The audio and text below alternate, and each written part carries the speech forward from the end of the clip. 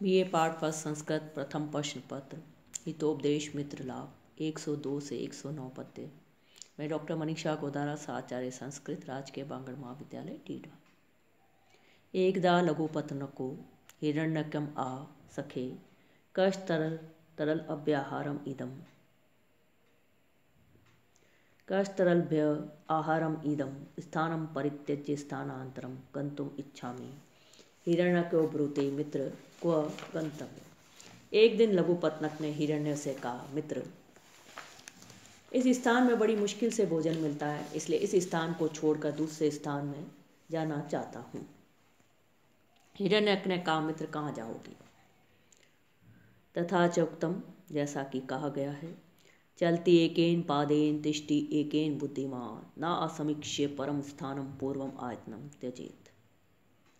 ऐसा कहा गया है कि बुद्धिमान एक पैर से चलता है और दूसरे से ठहरता है, इसलिए दूसरा स्थान निश्चय किए बिना पहला स्थान नहीं छोड़ना चाहिए।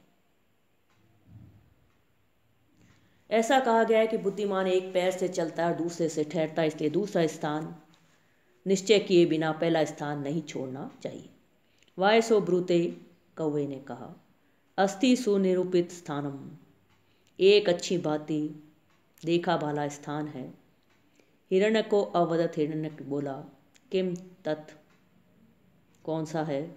वायसो ब्रूते, कौवे ने कहा, अस्ति दंडकारण्य कर्पूर गौराभिधानम सर, दंडक वन में कर्पूर गौर नाम का एक सरोवर है। तत्र चित्रकार उपार्जित सुहित में मंथर अभिधान कच्छपो धार्मिक प्रतिवस्ती।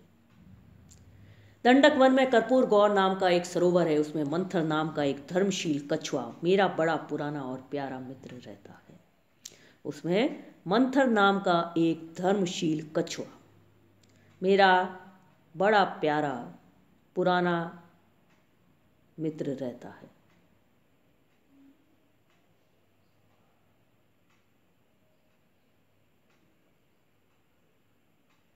यथा, क्योंकि परोपदेशे पांडित्यम सर्वेशाम सुकरम नृणाम धर्मे स्वयं अनुष्ठानम कस्य चित्तु महात्मना।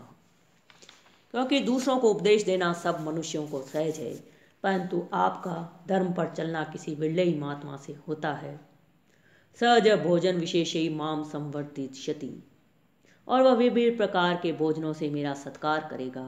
हिरण्यको अपि आह, हिरण्यक भी बोला, तत्किम अत्र अवस्थाय मया कर्तव्यम, तो मैं यहाँ रहकर क्या करूँगा?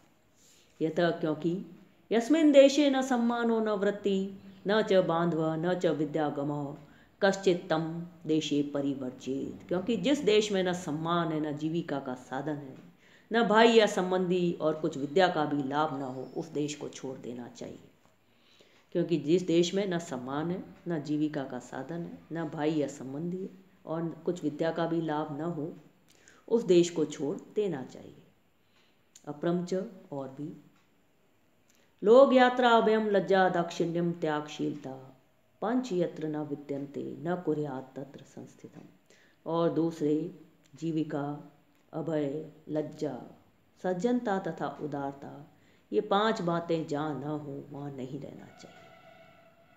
और दूसरे जीविका, अभय, लज्जा, सज्जनता तथा उदारता, ये 5 बातें जहाँ न हो वहाँ नहीं रहना चाहिए। तत्र मित्र, और हे मित्र, न वास्तव्यम यत्र नास्ति चतुष्टयम ऋणदाता च वैद्यश्च श्रोत्रिय सजला नदी। और हे मित्र, जहाँ ऋणदाता, ऋण देने वाला, वैद्य, वेद पाठी और सुंदर जल से भरी नदी, ये 4 नहीं हो वहाँ नहीं रहना चाहिए। ततो ममापि तत्र नये,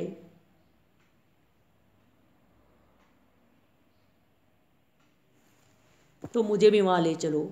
अत वायस तत्र तेन मित्रेण स विचित्र आलापई सुखेन तस्य सरस समीपम ययौ। ततो मंत्रो दुरात अवलोक्य लघुपतनक से यथोचितम आतिथ्यम विदाय मुष्कस्य अति सत्कारम चकार। इसलिए मुझे भी वहाँ ले चल। पीछे कौवा उस मित्र के साथ अच्छी अच्छी बातें करता हुआ बेखटके बिना डर के उस सरोवर के पास जा पहुँचा। फिर मंथर ने उसे दूर से ही देखते ही लघुपत्न का यथोचित अतिथि सत्कार करके चूहे का भी अतिथि सत्कार किया। यतः क्योंकि बालो वा यदि वा वृद्धो युवा वा गृहम आगत तस्य पूजा विधातव्या सर्वस्य अभ्यागतो गुरु। क्योंकि बालक, बूढ़ा तथा युवा, इनमें से घर पर कोई भी आया हुआ हो उसका आदर सत्कार करना चाहिए, क्योंकि अभ्यागत अर्थात अतिथि सब चारों वर्णों का पूज्य है। क्योंकि बालक, बूढ़ा तथा युवा, इनमें से घर पर कोई आया हो उसका आदर सत्कार करना चाहिए, क्योंकि अभ्यागत अतिथि सबका चारों वर्णों का पूज्य है। गुरुरग्नि द्विजाति नाम वर्णानाम ब्राह्मणो गुरु पतेरेको गुरु स्त्री नाम सर्वस्य अभ्यागतो गुरु। ब्राह्मणों को अग्नि, चारों वर्णों को ब्राह्मण, स्त्रियों को पति और सबको अभ्यागत अर्थात अतिथि सर्वथा पूजनीय है। वायसो अवदत्।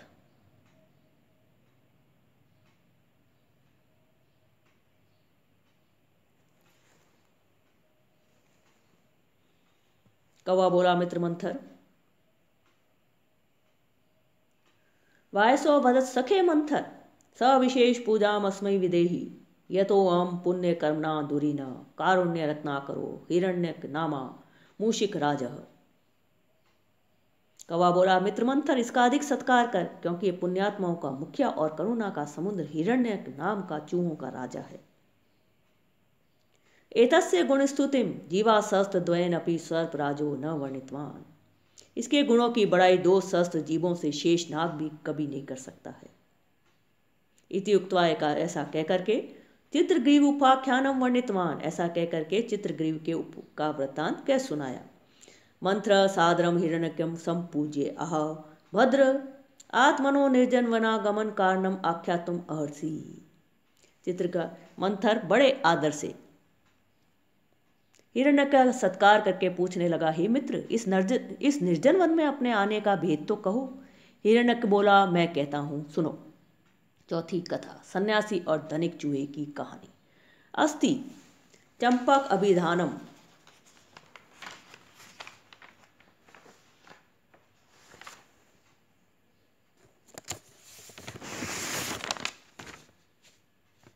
अस्ति चंपक अभिधानम नगर्या परिव्राजक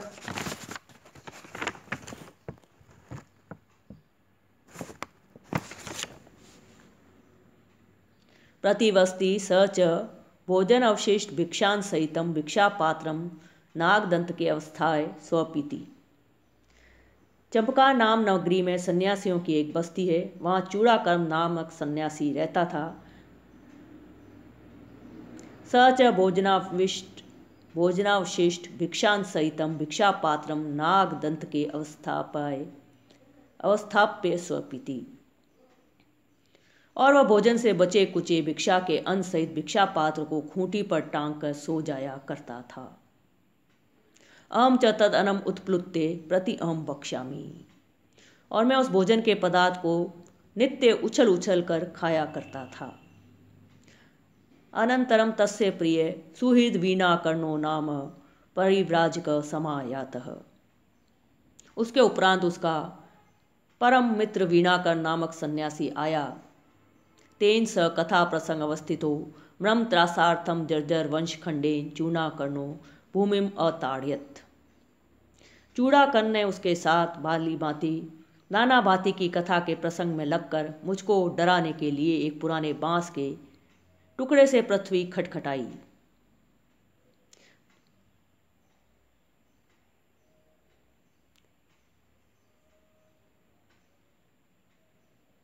वीणाकर्ण उवाच। वीणाकर्ण ने कहा, सखेम किम इति मम कथा विरक्तो अन्यासक्तो भवान। ये क्या मित्र, ये क्या बात है कि तुम मेरी कथा में विरक्त हो और दूसरी में लगे हो। चूड़ाकर्णेन उक्तम मित्र नाहम विरक्त किम तु पश्य अयम मूषिको मम अपकारी सदा पात्रस्थम भिक्षा अनम उत्प्लुत्ते पक्ष्यति। चूड़ाकर्ण ने कहा, मित्र मैं विरक्त नहीं हूं, परंतु देखो यह चूहा मेरा अपकारी है। पात्र में रखे हुए भिक्षा के अन्न को सदा उछल उछल कर खा जाता है। वीणाकर्णो नागदंतकम विलोक्य आहा। वीणाकर्ण ने खूंटी की ओर देख कर कहा, कथम मूषिका स्वबल बलोपेतावत दूरम उत्पत्ति। वीणा कर्ण ने खूंटी की ओर देखकर कहा, ये दुबला पतला सा चूहा कैसे इतना ऊपर उछलता है, इसलिए इसमें कुछ ना कुछ कारण होना चाहिए।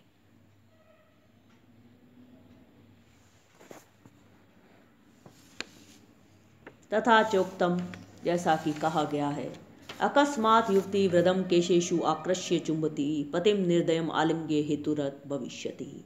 जैसा कि कहा गया है कि अचानक एक जवान स्त्री ने केश पकड़कर और प्रेम से आलिंगन करके अपने बूढ़े पति का मुख चुंबन किया, वैसा ही इसमें कोई कारण होगा।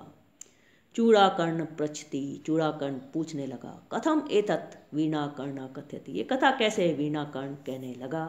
कथा 5, बूढ़ा बनिया और उसकी व्यभिचारिणी स्त्री की कहानी। बूढ़ा बनिया और उसकी व्यभिचारिणी स्त्री की कहानी। अस्ति गौड़ीय कौशंबी नाम नगरी तस्याम चंदन दास नामा वणिक मादनो निवसति। बंगाल देश में कौशंबी नामक एक नगरी है, उसमें चंदन दास नाम का एक बड़ा धनवान बनिया रहता था। तेन पश्चिमे वयसी वर्तमानेन कामाधिष्ठित चेतसा धन दर्पात लीलावती नाम वणिक पुत्री परिणीता। उसने बुढ़ापे में कामातुर होकर धन के मद से लीलावती नामक एक बनिए की बेटी से विवाह कर लिया। साच मकर केतुर विजय वैजंती वे यौवनवती बभू। वह लीलावती कामदेव की विजय पताका के समान तारुण्य तरंगिता हुई। स च व्रतपति तस्या संतोषाय नाभवत्, पर बूढ़ा पति उसके संतोष करने के योग्य नहीं था। 110वां पद्य यत, क्योंकि शशिनीव हिमार्ता नाम घर्मार्ता नाम रवौ इव मनो न रमते स्त्रीनाम जरा जीनेन्द्रिय पतौ। क्योंकि जैसे पाले से मरे हुओं का चित्त चंद्रमा में और धूप से दुखियों का सूरज में नहीं लगता है, वैसे स्त्रियों का मन शीतल इंद्रियों वाले पति में नहीं लगता है।